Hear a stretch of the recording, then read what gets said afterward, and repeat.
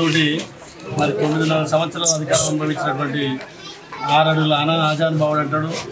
మరి ఆయన ఏం మాట్లాడుతుండో అధికారం పోయినాక మతిభ్రమ ఇచ్చి మాట్లాడుతుంటాడు. చిన్న పిల్లలు తినే భోజనం మీద కూడా ఈ రకంగా కామెంట్ చేస్తే తెలంగాణ ప్రజలు ఇంకా మీకు బుద్ధి చెప్పినా మీకు బుద్ధి రాలే.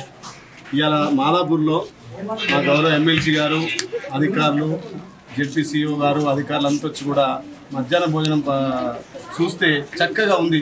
ఇవాళ గుడ్డు, పప్పు, చారు, మంచి సన్న బియ్యంతో అన్నం పెడుతుంటే నిన్న ఎక్కడో పోయి కారం పెడుతుందని చెప్తాడు.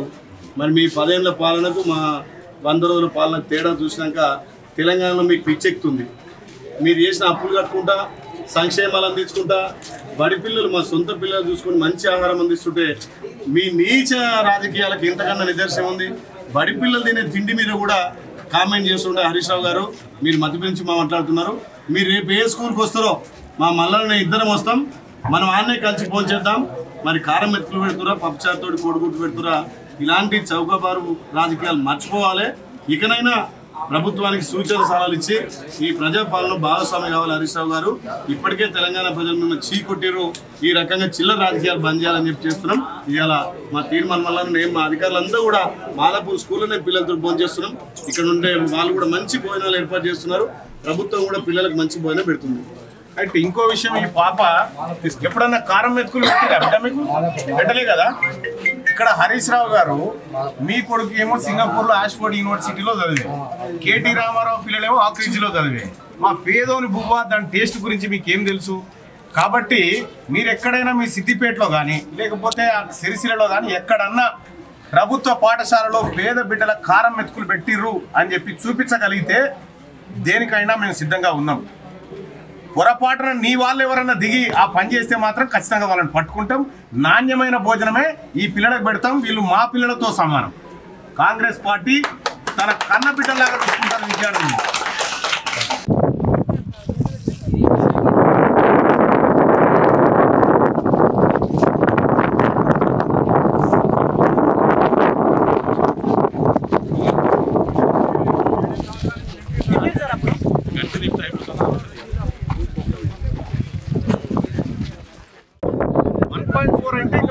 గ్రామం మీద అసలు ఇంపాక్ట్ లేకుండా చేసేటువంటి కార్యక్రమం.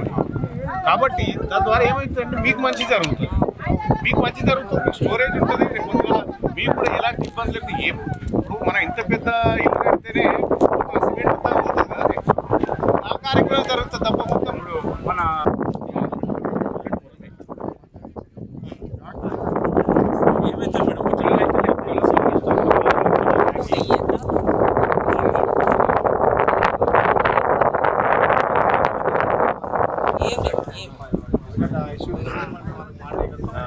మేము అంగన్వాడీ ఆశ మనకు అందుబాటులో ఉండి అన్ని రకాలైనటువంటి సేవలను అందిస్తారు. కాబట్టి మీరు తప్పనిసరిగా ఏదైనా కూడా చిన్న ఇబ్బంది ఉన్నా కూడా మన గ్రామంలో ఉంది కాబట్టి మీరు అటువంటి సహాయాన్ని పొందాలని చెప్పేసి ఆ రోజు ఎవరన్నా తెలియకుండా, ఎందుకంటే జనరల్ గా ఒకరోజు జ్వరం వస్తే అందరం సామాన్యంగా తీసుకుంటారు. ఏం కాదు మనం పని పోతాము, సాయంత్రం వరకు తగ్గుతుంది, లేకుంటే 2 రోజులు తగ్గుతుంది అనేటువంటి అజాగ్రత్త పడకుండా కంపల్సరీగా చిన్నపాటి అస్వస్థత ఉన్నా కూడా మనకు అంగన్వాడీలు ఉన్నారు, ఆశాలు ఉన్నారు, ఏఎన్ఎంలు ఉన్నారు, డాక్టర్ గారు కూడా మనకు ఇక్కడే ఉంటారు. కాబట్టి మీరు దయచేసి దాని మీద కూడా మీరు ప్రత్యేకమైనటువంటి కార్యక్రమాన్ని చేపట్టాలని చెప్పేసి ఈ కార్యక్రమం 4వ రోజు పెట్టడం జరిగింది. కాబట్టి మీరు ఎక్కువ ఒక పెద్ద మంది చేసుకోరి. మొన్న ఎమ్మెల్యే ఎలక్షన్ లో ఎంత ఇచ్చారు మెజార్టీ?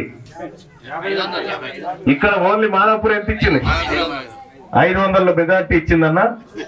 కాబట్టి రాబోయేటువంటి భవిష్యత్తులో కూడా ఈ మాదాపురం నేను మొన్న ఎమ్మెల్సీ ఎన్నికల్లో నిలబడితే ఎట్లయితే పార్టీలన్నీ పక్కకు పెట్టి ఎట్లయితే ఒకటి మా మల్లన్నకి ఇస్తున్నామని చెప్పి తీర్మానం చేసిరో, రేపు పొద్దుగాల ఈ బిడ్డను కూడా కడుపులో పెట్టుకోవాలి. ఈ బిడ్డ రేపు పొద్దుగాల మనకు అక్కడికి వచ్చే బిడ్డ, మన బలహీన వర్గాలకు అక్కడికి వచ్చేటువంటి బిడ్డ అని చెప్పి మీ అందరికి తెలియజేస్తా ఉన్నా.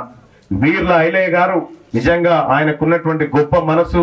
ఆయన గతంలో కూడా కరోనా సమయంలో ఆటో వాళ్ళకు కూడా ఇబ్బంది వచ్చిందంటే ఆడ ఏది ఆ గడ్డకు వాటర్ ట్యాంక్ కాడ గడ్డ కాడ పెడితే ప్రతి ఆటో కార్మికునికి ఇంత బియ్యము పప్పులు ఏదో ఒక రకంగా ఇచ్చి ఆదుకున్నాడు. కాబట్టి ఇంత దయాగుణం ఉన్నటువంటి వీర్ల ఐలయ్య గారు మీ సమస్యలు 100% తీరుస్తాడు. ఆయన జిమ్మేదారి ఈ గ్రామాన్ని దత్తత తీసుకొనైనా సరే వీర్ల ఐలయ్య చేత ఈ వీర్ల ఐలయ్య ఈ గ్రామానికి పెద్ద కొడుకు అటువంటి మనిషి. కాబట్టి వీర్ల ఐలయ్య గారి నిధులతోటి అలాగే మేమిద్దరం కలిసి కూడా ఉమ్మడిగా నాకు పెద్దన్న లాంటి వ్యక్తి అన్నగారి ద్వారా మీకు ఏ సహాయం కావాలన్నా 24 గంటలు అందుబాటులో ఉంటామని చెప్పి తెలియజేసుకుంటూ, అలాగే గోపాలపురం నుంచి వాటర్ వస్తలేమన్నా అది ఇప్పుడే ఏకరువు పెట్టినారు. తమరు ఒకసారి చొరవ తీసుకొని ఆ కార్యక్రమాన్ని పూర్తి చేయాల్సిందిగా మీ అందరినీ రిక్వెస్ట్ చేస్తూ, అలాగే ఈ గ్రామంలో ఇప్పుడే ఒక 24 మరుగుదొడ్లు లేవని చెప్తా ఉన్నారు. ఇంకా మనం బయటికి పోయేటువంటి పరిస్థితి ఉండకూడదు. కాబట్టి ప్రతి మరుగుదొడ్డికి 12,000 రూపాయలను ప్రభుత్వం శాంక్షన్ చేస్తా ఉంది. అవి ఏమున్నాయో సెక్రటరీ గారు, పంచాయతీ సెక్రటరీ గారు అవి గుర్తించి వాళ్ళ ఇంటికి పోయి వాళ్ళని ముందుకొచ్చానో వాళ్ళ దగ్గర మరుగుదొడ్డి కట్టించాల్సిన బాధ్యత మన మీద ఉంది. అలాగే ఇండ్లు కావాలని కూడా చాలా మంది అడుగుతా ఉన్నారు. గత ప్రభుత్వం లెక్క కాదు, ఈసారి పక్కాగా ఇండ్లు ఇవ్వబోతా ఉన్నాం అన్న. ఒకసారి ఇటు వినాలి. ఇది మొత్తం తుర్కపల్లి మండలంలోనే అతిపెద్ద గ్రామం.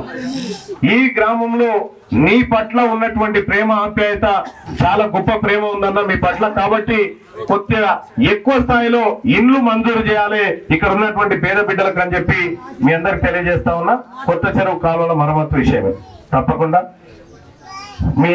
మీకు ఈ బ్యాంకు విషయంలో కూడా చెప్పడం జరిగిందన్న. ఒక బ్యాంకుని ఇక్కడికి తీసుకురావాల్సినటువంటి అవసరం ఉంది.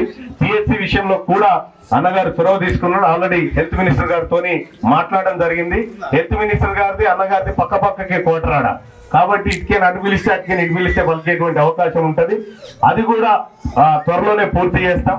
అలాగే అదనపు గదుల నిర్మాణం కానీ ఇవన్నిటిని కానీ మేము చేపడతామని చెప్పి తెలియజేస్తూ, అలాగే ఈ గ్రామస్తుల్లో ఇంకా ఎవరికైనా ఇబ్బందులుంటే, ఇంకా ఎవరికైనా తక్లీఫ్లుంటే ఇటు యాదగిరి గుట్ట కాడికి పోతే అన్నగారు అందుబాటులో ఉంటాడు, ఇటు నేను వస్తే నేను అందుబాటులో ఉంటా. కాబట్టి మా ద్వారా ఎలాంటి అభివృద్ధి కార్యక్రమాలు అయితే మీరు కోరుకుంటా ఉన్నారో మేము చేయడానికి సిద్ధంగా ఉన్నాం. అలాగే అన్నగారికి ఎప్పుడు మీ అందరి ఆశీస్సులు ఉండాలి. త్వరలో అన్నగారు మంత్రి కావాలని అందరి చప్పట్ల ద్వారా ఒకసారి కోరుకుంటూ ఈ అవకాశం కల్పించిన అన్నకు ధన్యవాదాలు.